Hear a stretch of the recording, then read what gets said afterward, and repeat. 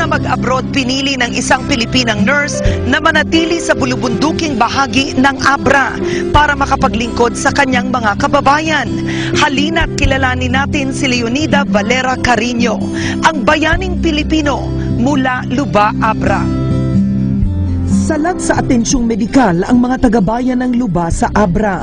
2 oras pa ang kailangan nilang lakbayin bago makarating sa pinakamalapit na ospital. Kaya itinuturing na bayani sa lugar si Leonida Valera Carino na isang registered nurse.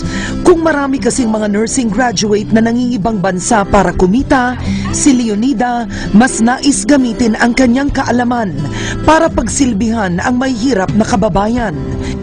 Minamahal ko ang mga tao at saka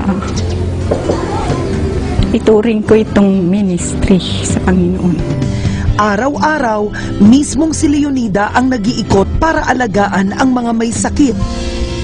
Masaya ka pag natapos ang araw at tulungan mo yung lahat ng mga taong nangailangan.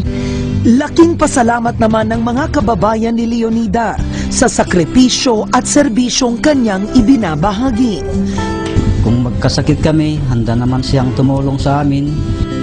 Panalangin ni Leonida, dumami pa ang mga nurse na handang maglingkod sa mga kababayan kahit walang kapalit.